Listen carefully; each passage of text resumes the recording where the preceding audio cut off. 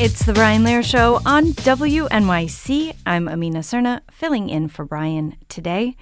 In our monthly Wild NYC segment last Friday, we learned all about insects, why they're important, and why we should be concerned that they're in decline. Even though their overall numbers are waning, a recent study revealed that there are way more unidentified insect species than we thought. There could be up to 20.3 million unknown bugs. The previous number was 6 million. My next guest wants to find one of them. This summer, Benji Jones, senior correspondent at Vox, has set out on a quest to discover a new insect species right here in New York City. He's here today to tell us more about his mission. Welcome back to WNYC, Benji. Thank you so much. I'm glad to be back talking about bugs. All right, so tell us more about your goal and how you got the idea for this project. Yeah, so it really stems from this incredible fact that we still don't know most life on Earth. It's hard to say what percent of animal species are undiscovered, but scientists estimate that it could be as many as 90%, which basically means that like the bulk of life on our planet that we live on is unknown still. And yes, a lot of these things are harder to see. So like tiny crustaceans in the open ocean or insects that live underground. But we are still discovering new, larger vertebrates, frogs, etc. And so just knowing that there's so much out there to still discover the bulk of life, I thought, hey, why don't we try to do this in our own backyard? And I was really inspired by some research that happened years ago in LA, where scientists looked for species of flies, and they found over 40 new fly species in Los Angeles. And so if you can find new fly species in LA, why not try to find them in New York? And I just love spending time in the parks as well, so it seemed like a fun project. So what is the process like to identify a new species? Can you walk us through your plan? Yeah, so like it's more complicated than I initially thought it would be. The simple part is just collecting. So there are these devices, these tools for collection called Malaise traps, named after a Swedish entomologist, René Malaise, in the 1930s. And they're essentially giant bug traps. They look a lot like a mesh tent. And the way they work is that you set them up. They're about 5 feet long, a few feet wide. And they have this this mesh plane in the middle. And when insects run into this mesh, they fly instinctively up. And when they fly up, they get collected in this bottle of ethanol, which kills and preserves them. So you can set up these traps in a park. We set one up in Central Park, and we also set one up in Prospect Park.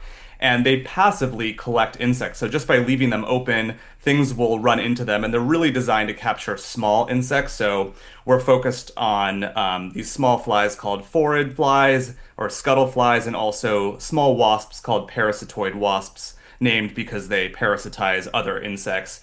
And so small insects are really the target animal for this kind of trapping. And just over time, these bottles of ethanol will collect and preserve insects, and then we will send what we collect on a monthly basis to a lab in Canada that does DNA analysis. And that DNA analysis will be just the first step to figuring out if what we have is new. Essentially what scientists do, it's something called DNA barcoding. You can scan a very small portion of an animal's genome and then compare it to known portions of genomes for animals that we already have discovered. It's kind of like a fingerprint, but for like genetic codes. And then if there's no match in these databases of genetics, then we can say, okay, we might have something new. And then we pull in experts who really understand these animal groups and will do the hard work of proving that what we have is indeed new, which includes like going through all the academic literature that's been published so far, looking at what's in museum collections. So it's a lot of work to actually prove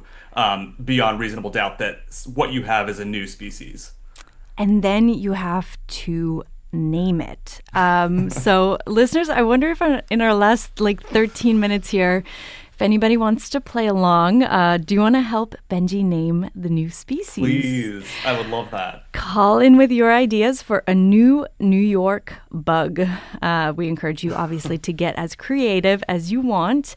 Give us a call or text us at 212-433-WNYC. That's 212-433-9692. Your name suggestions for a brand new species of bugs, or a question for Benji Jones from Vox, 212-433-WNYC. That's 212-433-9692. All right, Benji, you're about halfway through your summer challenge. Have you come up against any unexpected challenges along the way?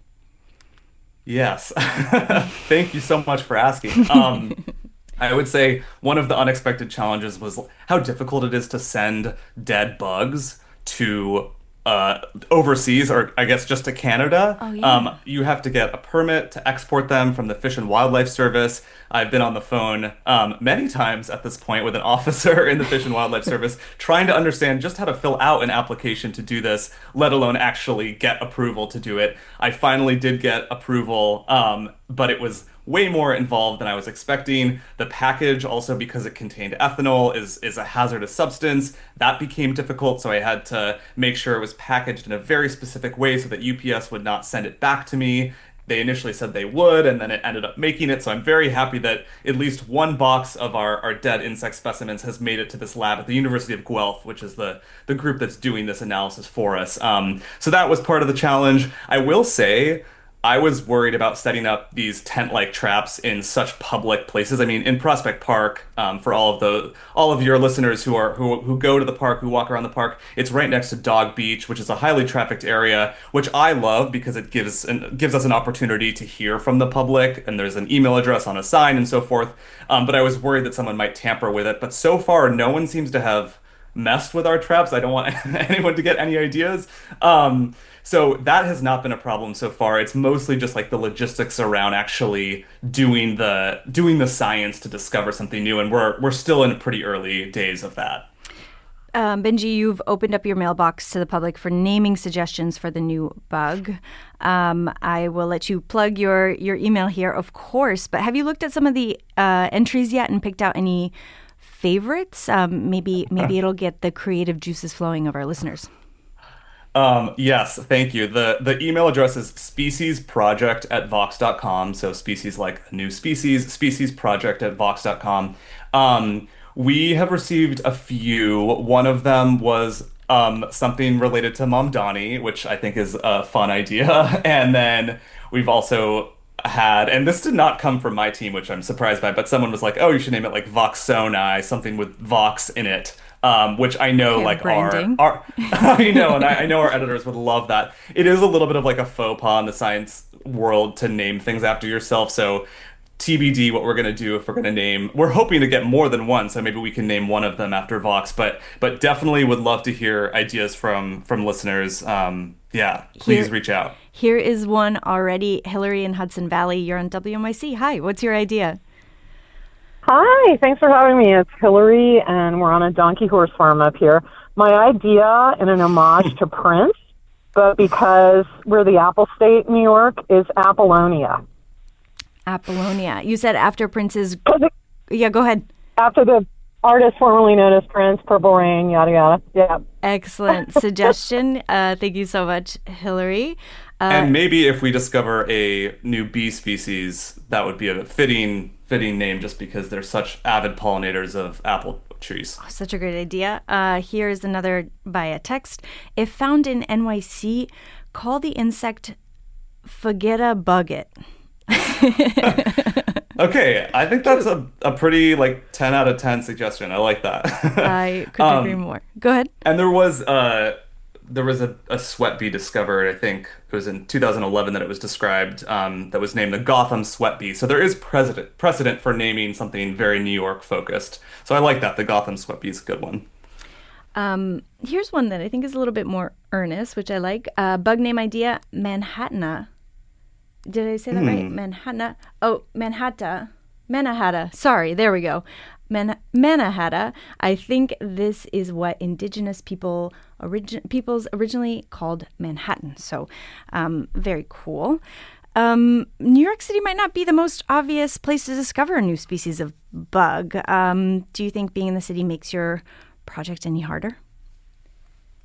I mean, I think that we have probably fewer insects to discover than like the Amazon rainforest, for example, or a more traditionally like biodiverse place. But what I was hoping to do with this project is just showcase how unknown the world still is and how in the middle of such a developed place you can find something new. I mean, there are single families of flies with potentially hundreds of thousands of unknown species still. So it's just like the scale of the unknown is so massive that it's like unlikely that there wouldn't be something that we haven't found yet. So I think it is harder in a sense, but because the task at face value at least is not difficult, because there's so much unknown, I don't think it's anywhere close to impossible. And I just love that like yeah, we think about New York as being this place where every square inch is like lived in, discovered, but I Right. don't know, it's exciting to me that there's still this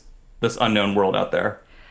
Two via text, a listener writes Big Apple Beetle, so in case you find a beetle, Oh, that's and great.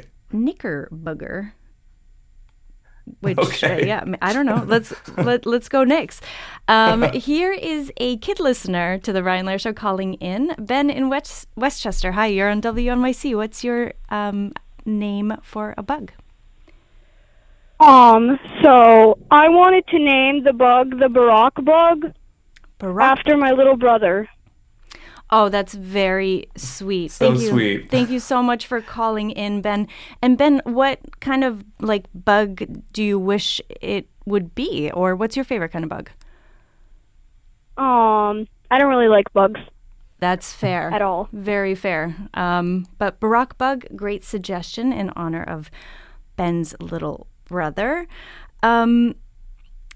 Last week we asked callers if they have a favorite bug. What's yours? My favorite bug? Yeah. Oh, that is a tough one. Oh my God, there's so many to choose from. So, I mean, I'll have to disagree with the caller there. I think bugs are cool. That was such a New York caller. It was great. So I would say there are a couple that come to mind. One is this incredible beetle. It's called Melanophila. It's known as the fire beetle, and it's attracted to wildfires, very relevant today as we're getting smoke from them. But when they see fire, they're like, oh, that's an opportunity to reproduce and have babies. And so they're like hot for heat, as I like to say. And that's because there's a lot of advantages to going to a fresh burn. They can lay eggs in dead wood. Their larvae can eat the wood. And there's also not a lot of competition. So fire beetles, very cool. I also just more locally, I love cicada killer wasps because they're all over the parks. I don't know if you spend time in Prospect Park in the summer, there's like carpets of them and they're Right. massive. They're like 2 or 3 inches and they prey on cicadas specifically. So they're very cool. On your, you mentioned a Mamdani themed name. A listener just texts Zorhanapod as a potential name for a bug that you might find. Last week we had two experts on, Marielle Anzalone, urban botanist and the founder of NYC Wildflower Week, and Jessica Ware of the American Museum of Natural History talking about bugs on the show. And Jessica told us that the dramatic decline in the insect population should be concerning to all of us. Can you tell us more about why bugs are actually very important to the survival of us humans, even if maybe we don't like them so much? Yeah, totally. And like to be clear, I will say there are lots of bugs I do not like, especially mosquitoes, but that is like a tiny, tiny sliver of the insect world. Most things are useful in some way. I would say that the big reason why we want bugs around is that they pollinate our crops, the things we eat, the things in our garden. There's an estimate out there that about 3/4 of all of our crops depend on insect pollinators at some point. Those include things like almonds and berries and avocados and coffee and chocolate. I mean, there's like a specific kind of biting fly that needs to pollinate cacao. So that's where our chocolate comes from. Apples. So the list is really long in terms of insect pollinators. They're super, super important, especially bees and butterflies to an extent, moths, etc. Bugs help reduce the waste that humans and other animals produce. So I think about like dung beetles, which are found all around the world. They bury and eat feces, which not only gets rid of poo, but helps plant seeds, which I think is super cool. I think about cicadas and how they are like the base of the food chain. And when there's these big cicada boons and thousands, millions and millions of them every whatever number of years, we see them in New York, that just feeds everything. And there's research showing that like birds produce more babies when there's in the wake of these big cicada eruptions. So super cool. And then also insects help control other pests. So for example, ladybugs feed on aphids. So they really just are doing all of this work, this invisible work out there. And yeah, deserve appreciation. A couple more suggestions. Call it Seneca for Seneca Village. It too was there before the park. And another listener writes, why not recognize Jeff Goldblum's work in the movie The Fly by naming a new fly species after him? Maxine in Stamford, Connecticut, what's your bug name? I want to name it Gothamus, as in Gotham City. Excellent. I love it. Very straightforward. And Terry, we see you. Similar suggestion with the name for a mite called Gothamite.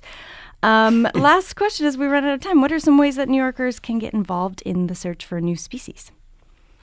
Yeah, that is a good question. So I think we're working with a project that's much larger than New York called Bioscan at the University of Guelph. So people can check out Bioscan and get involved and potentially set up their own traps.